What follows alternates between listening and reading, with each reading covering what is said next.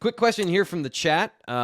This is from Robert. He says, has Dani Dennis-Sutton bulked up enough to play inside? Not full time, but James Franklin mentioned some things they could do in the pass rush this year. Fitz, would you agree that maybe on pass rushing downs, you could have 3 defensive ends on the field with Adisa Isaac, Chop Robinson, and Dani possibly rushing from the inside at 260 plus? He's bigger than Beeman at this point. I think that's a probability, to be honest with you. Like they've done that in the past where they, set those 3 guys up in the front and go after it. And Dani is big enough to, handle the minute chance that somebody's going to run. And we're talking like 3rd and 8 and more. So this is not a situation where you're, asking him to stop the run. But yeah, he is 260 some right now. He's a big guy. But he's not an every down player inside, but he will slide down, and they've had some success with that. So I'm excited to see that. Also excited to see the counterbalance there of, do you use Dani Dennis-Sutton in that realm? Do you use Zane Durant in that situation? They did it with Zane Durant in the Rose Bowl and at the end of the season this year and had some success with it. So excited to see the pass rushing capabilities of the young guys that you can just kind of put in there and let them go from the interior. Yeah, that's a good problem. I've been trying to work that through my head of like, okay, who comes off the field or who goes on the field if you've got Dani and Zane, who was rushing from the zero technique and some of those pass rushing stunts and got a couple sacks from there. So productive last year. Do you want to change that up? Maybe you go down with a 4 down front. They have so many options now. Fitz, where are we going with our last question here from the message board? Let's talk about offensive linemen there. Okay. Here we go. So we've got, this is from Brian Reintz. It seems like Wormley may be a good fit at center, and that would allow Vega Ioane to play guard. What are your thoughts? Let's start with that one, Fitz. I actually think that both of those guys can play center, and we'd be more apt to see Vega there right now, just because you expect Wormley to be that full-time right guard. So when you're moving those pieces, you want to move your second guy a little bit more. But I think both of those guys will get snaps at center. Hunter Norzad, James Franklin confirmed the other day, not full go to start spring. So you're going to have to play around with that. Obviously, Landon Tengwall, not full go to start spring. So that's 2 of your top 5 guys. So you're going to have to play Vega not out of position, but you're going to have to move him around. You're going to have to move Wormley around a little bit and get both of those guys some quality experience. So I think I would lean toward Wormley as the emergency center if we're going to go that way. I know we talked about Dawkins the other day, but Dawkins is coming off an injury as well.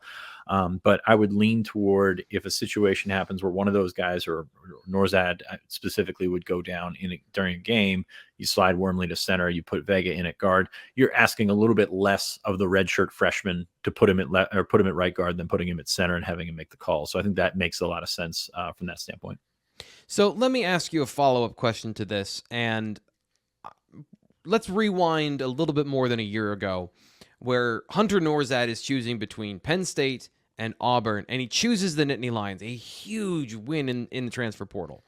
And basically since then, Penn State fans have disregarded him as a player, it feels like. When we get these questions, it's like, do you trust him at center? Is he any good? All on this line of questions. So do you trust him to play center? He seems to be the guy that is the top line center. And what is it that's making fans hesitant about his play? Well, he got overpowered last year. I mean, that was a big jump for him from that level to Penn State's level. And I will say, you mentioned Auburn. The thing that I took away from Hunter Norzad's recruitment, it wasn't quite Auburn. It was more Illinois and Iowa were the 2 other ones. Illinois and Iowa know what they're looking for in offensive linemen. Like that, yeah. Those are Brett Bielema knows what an offensive lineman looks like. I know it's Illinois, so you're not going to equate those on the pantheon of Penn State, but Brett Bielema knows what he's looking at. Put on that tape from a couple of years ago. You can see why. So I take those evaluations and bogart them as my own. No, I think he can play center. He's got the length to do it. This is not Mike Miranda. No disrespect to Mike Miranda. His arms are long enough. He's not going to get beat with the reach and things like that, like Miranda was. So I think that's probably like the PTSD there with Penn State fans, is they don't think that they saw him get pushed back against Auburn, against a couple of these other teams on the schedule. And they're, not optimistic about it, but I think he can handle it. I think it's he's a smart guy. He can make the calls, and he can hold up there. He's a strong guy. He's an athletic guy. He was playing on one wheel essentially for most of the season. I think That's that's why a he's not big, really practicing this spring. So like, yeah, I don't know that we saw him healthy. What was it? The Ohio game when he got yeah. hurt, like week Second game of 2. the season. Got So rolled yeah, up on. so I'm not here for the Norzad hate, to be honest with you. I think he's capable. I think he's fine with it. We'll see what happens with the other guys around him. I will say, while I'm confident in that, I am excited to see what Vega can do if they put him at center, because that's such a different body than we're used to seeing, Isn't that especially at great? Penn State as a center. So I'm curious. That I think they've got 5 options for the interior. I think that's perfectly fine. You get 3 options for the tackle spot and 8 guys. That's good. So I think that he'll be fine at center. He's got, like I said, he's got the 33-inch arms. He doesn't have the 30-inch arms, and that stuff matters in the sense that not only can he reach the guy, can he reach a linebacker, can he move around? Is he athletic enough to do so? Yes, but also he's pretty strong, and he's a smart guy. Yeah, I think that that's a huge part of the conversation that people, when we do this, like, we're forgetting he was injured and playing through injury. And no one wants to give people credit for that at this point because he was not performing to the level of their expectations. But that's a reality that when you get rolled up on, and the number of injuries it can be at the ankle, the knee, any of those places when that happens, and then you take some time off, come back, clearly not full strength.